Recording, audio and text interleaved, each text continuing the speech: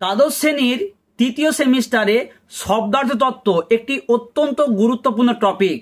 আজকে আমরা এই বিষয়ের উপর তোমাদেরকে বাছাই করা 30টি মাত্র গুরুত্বপূর্ণ এমসিকিউ প্রশ্ন ও তার উত্তর জানাবো। তোমাদের বলবো তোমরা ভিডিও দেখার পাশাপাশি অবশ্যই প্রশ্নগুলি খাতায় তুলে ভালো করে মুখস্থ করবে। তোমরা জানো তোমাদের জন্য আমি অলরেডি বাংলার গল্প, কবিতা, প্রবন্ধ, সাহিত্য, ভাষা থেকে কিন্তু অলরেডি ভিডিও পোস্ট করে দিয়েছি। ডেসক্রিপশন বক্সে সমস্ত সাজেশন ভিডিওর লিঙ্ক তুমি পেয়ে যাবে। অবশ্যই তোমাকে দেখতে বলবো।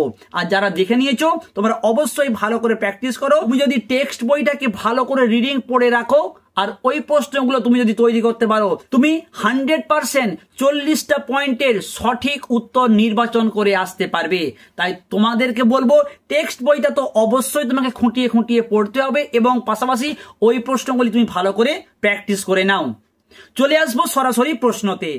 তোমাদের শব্দার্থ তত্ত্ব থেকে প্রথম প্রশ্ন আছে, ভাষা বিজ্ঞানের যে শাখায় ভাষার অর্থযুক্ত নানা অংশ এবং অর্থ সংক্রান্ত বিভিন্ন বিষয় আলোচিত হয় সেই শাখাটির নাম কি? অর্থাৎ শব্দার্থ তত্ত্ব কাকে বলে? উত্তর হবে কি? শব্দার্থ তত্ত্ব। নেক্সট প্রশ্ন, মার্জার শব্দটির আবিধানিক অর্থ কি? বিড়াল। আমরা বিড়াল প্রবন্ধে কিন্তু এই প্রশ্নটা ছিল। নেক্সট, এবং কিন্তু, সুতরাং, অতএব, কোনো, এগুলি শব্দার্থের কোন শ্রেণীর অন্তর্গত? উত্তর হবে কি? সাধারণ অর্থে। পরের প্রশ্ন, শব্দের অর্থের অভিন্নতা বোঝাতে কি ব্যবহৃত হয়? অভিন্নতা বোঝাতে ব্যবহৃত হয় সমার্থকতা। যেমন পুত্রকে আমরা ছেলে, আবার তনয়, এটাও কিন্তু বলি। ওকে, নেক্সট প্রশ্ন ভীষণ গুরুত্বপূর্ণ, থিসরাস শব্দের ব্যুৎপত্তিগত অর্থ কি? উত্তর হবে রত্নাগার। থিসরাস কোন শব্দ? গ্রিক শব্দ। থিসরাস অভিধানের আবিষ্কর্তাকে? অত্যন্ত গুরুত্বপূর্ণ প্রশ্ন, পিটার মার্ক রজেট, এবং এটি প্রকাশ পায় 1852 খ্রিস্টাব্দে। পরের প্রশ্ন মোস্ট ইম্পর্টেন্ট, সংস্কৃত ভাষায় লিখিত একটি থিসরাসের উদাহরণ দাও। উত্তর হবে অমরকোষ। পরের প্রশ্ন, একটি বাংলা থিসরাসের নাম লেখো। উত্তর হবে সমার্থ শব্দকোষ। এটি অশোক মুখোপাধ্যায় সম্পাদিত। তোমাদের প্রশ্নকে ঘুরিয়ে আসতে পারে যে অশোক মুখোপাধ্যায় সম্পাদিত একটি বাংলা থিসরাসের নাম লেখো। উত্তর হবে সমার্থ শব্দকোষ। পরের প্রশ্ন, শব্দের অভিধা শক্তিকে কি বলা হয়? উত্তর হবে বাচার্থ। শব্দের লক্ষণা শক্তি কি নামে পরিচিত? ব্যঞ্জনা। দারুণ শব্দের আদি অর্থ কি? ভীষণ ভীষণ ভীষণ গুরুত্বপূর্ণ প্রশ্ন। উত্তর হবে কি? কাষ্ঠ নির্মিত। পরের প্রশ্ন দেখো, রূপান্তরমূলক সৃজনমূলক ভাষা বিজ্ঞানের প্রবর্তন করেন কে? উত্তর নোয়াম চমস্কি। পরের প্রশ্ন দেখো, শব্দের অপকর্ষ বলতে কি বোঝো? অর্থাৎ শব্দার্থ পরিবর্তনের যে ধারাগুলি, প্রধান 3টি ধারা কি কি? শব্দার্থের অর্থের প্রসার, অর্থের সংকোচন আর রূপান্তর। এছাড়াও আরো 2টো ভাগ আছে, সেটি হচ্ছে একটি অপকর্ষ আর একটি হলো উৎকর্ষ। তো এখানে আমি তোমাদের প্রশ্ন দিয়েছি যে শব্দের অপকর্ষ বলতে কি বোঝো। দেখো, শব্দ যখন তার মূল অর্থের চাইতে নিম্নমানের অর্থ ধারণ করে তখন তাকে আমরা বলবো অপকর্ষ। যেমন ধরো ঝি, আমরা বলতে পারি ঝি, ঝিকে আদি অর্থ, ঝি শব্দের আদি অর্থ ছিল কন্যা। বর্তমানে আমরা কি ঝি বলতে বুঝাই কাজের মেয়েকে। অর্থাৎ এখানে শব্দের অর্থের অপকর্ষ ঘটেছে। পরে প্রশ্ন, শব্দের উৎকর্ষ বলতে কি বোঝো? অর্থাৎ অপকর্ষের বিপরীত হবে উৎকর্ষ। শব্দ যখন তার আদি অর্থের তুলনায় উন্নত অর্থে প্রযুক্ত হয় তখন তাকে আমরা বলবো শব্দের উৎকর্ষ। ঠিক আছে, নেক্সট পরের প্রশ্ন কি আছে? শব্দের রূপান্তর আর অন্য কি কি নামে পরিচিত? ভীষণ ভীষণ গুরুত্বপূর্ণ প্রশ্ন, অর্থ সংশ্লেষ ও অর্থ সংক্রম।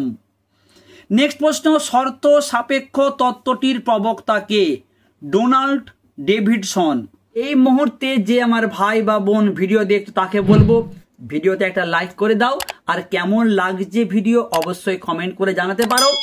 তোমরা আমার সঙ্গে যোগাযোগ করতে চাইলে আমার ফেসবুক, আমার ইনস্টাগ্রাম আইডি দেওয়া রইল, অবশ্যই যোগাযোগ করতে পারো। কিংবা আমার এই যে হোয়াটসঅ্যাপ নাম্বার তোমাদেরকে দিলাম, তোমরা আমাকে হোয়াটসঅ্যাপের মাধ্যমেও তোমার প্রশ্ন বা উত্তর অবশ্যই তুমি চাইতে পারো। কিংবা যারা আগের ভিডিওগুলো দেখোনি, তোমরা আমার এই নম্বরতে হোয়াটসঅ্যাপ করো, তোমাকে আমি সেখানে সেই ভিডিওর লিঙ্কটাও দিয়ে দেব। আর তোমাদের বলবো, তোমরা কেউ কল করবে না, তোমরা অবশ্যই যদি তোমার কোনো সমস্যা হয় তুমি আমাকে মেসেজ করবে হোয়াটসঅ্যাপেতে, তোমার সেই মেসেজের অবশ্যই আমি উত্তর দেব।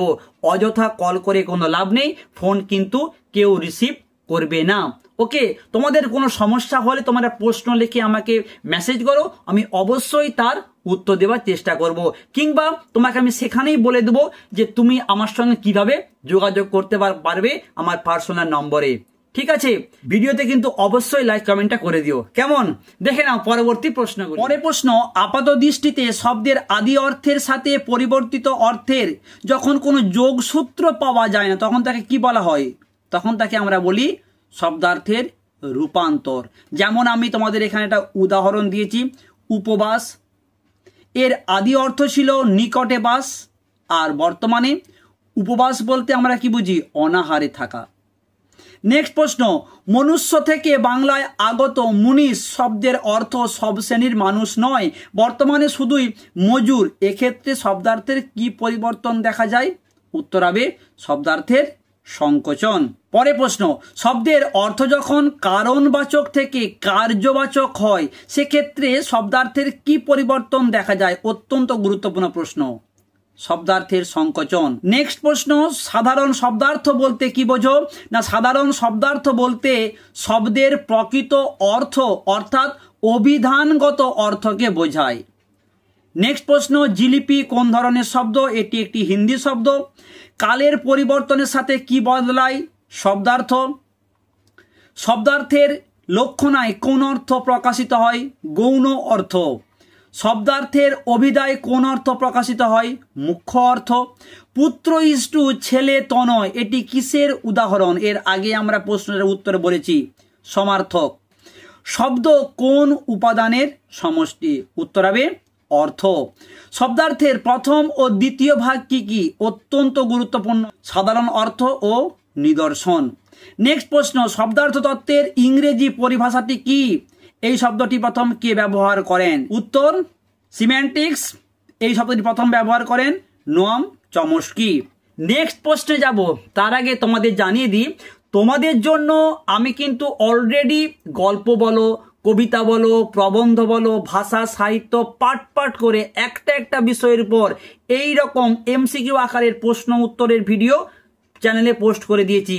যারা দেখে নিয়েছো তোমরা খুব ভালো করে প্র্যাকটিস করো, আর যারা এখনো দেখোনি তোমাদের বলবো ডেসক্রিপশন বক্সে লিংক আছে, কিংবা তোমরা চ্যানেলে গিয়ে অবশ্যই ভিডিওগুলো দেখে নাও। এর পাশাপাশি তোমাদের বলবো তোমরা ওই প্রশ্নগুলো অবশ্যই ভালো করে তৈরি করবে।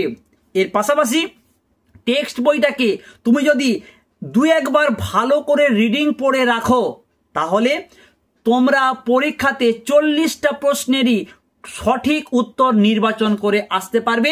তোমাদেরকে আমি জোর দিয়ে এই কথাটা বলছি। তাই তোমরা অবশ্যই টেক্সট বইটাকে পড়ার পাশাপাশি আমি যে তোমাদের প্রশ্নগুলো দিয়েছি অবশ্যই ভালো করে প্র্যাকটিস করো। ওকে, আর তোমাদের কোন বিষয়ের উপর ভিডিও করলে ভালো লাগবে অবশ্যই তোমরা কমেন্ট করে জানাও। আর আজকের ভিডিওটা তোমার যদি ভালো লাগে অবশ্যই লাইক কমেন্ট করতে অনুরোধ করব। দেখে নাও পরের প্রশ্নগুলি। শব্দার্থ বলতে কি বুঝি? শব্দের সাথে শব্দ বা শব্দ গুচ্ছের সম্পর্ককে আমরা শব্দার্থ বলি। নেক্সট, থিসরাসে শব্দ বিন্যস্ত থাকে কিভাবে? বিষয়ানুক্রমিক ভাবে। অত্যন্ত গুরুত্বপূর্ণ প্রশ্ন এটি। শর্ত সাপেক্ষ তত্ত্বটির প্রবক্তাকে? Donald Davidson. তোমাদের বলবো তোমরা এই অংশটা খুব ভালো করে খাতায় তুলে নাও কিংবা স্ক্রিনশট নিয়ে নাও। এখানে দেখো তোমাদেরকে এই অংশ থেকে বিভিন্নভাবে তোমাদের প্রশ্ন কিন্তু ঘুরিয়ে আসতে পারে। যেমন ধর তোমাদের একটা প্রশ্ন আসতে পারে যে গাং শব্দের আদি অর্থ ছিল গঙ্গা, বর্তমান অর্থ গাং বলতে যে কোনো নদীকে বোঝায়। তাহলে এখানে শব্দার্থ পরিবর্তনের কোন ধারা এখানে লক্ষ্য করা যায়?